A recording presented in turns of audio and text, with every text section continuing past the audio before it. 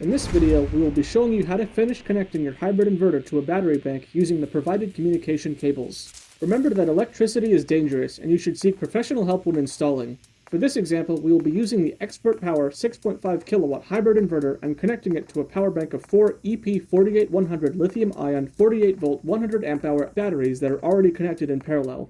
To connect the communication cables between batteries, we're going to daisy chain them together using the communication cables. In the rightmost pair of RS485 ports, plug one cable end into the left port on the first battery and the other end into the right port on the next battery as shown here. Repeat this pattern for each battery in the stack. Now let's connect the inverter to the battery bank. If you buy one of our solar kits that includes both inverter and battery, it'll already have a pre-made BMS cable ready to go. If you bought the inverters or batteries separately, you'll need to supply your own CAT6 cable and crimp it yourself. See the pinout diagram depicted here or in your manual. Note, if you're using products that are not our own, this diagram may not apply.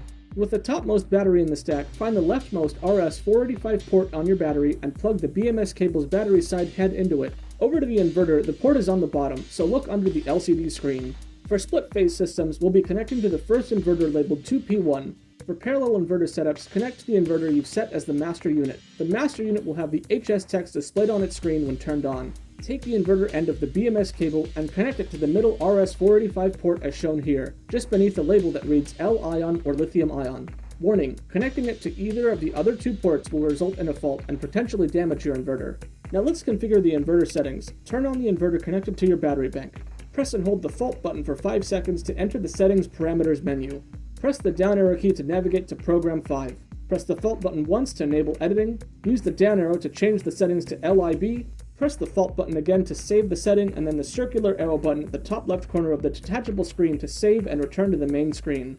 If you have another inverter connected in split phase or parallel, repeat the process on the rest of the inverters to access program 5. However, the setting we want this time is USE instead of LIB. Save and return to the main screen. Please wait at least 2 full minutes to allow the settings to take effect. If successful, the hexagonal battery symbol on the master inverter will begin flashing, indicating active communication. With that, you've successfully connected your inverter to your battery bank so they can communicate with each other.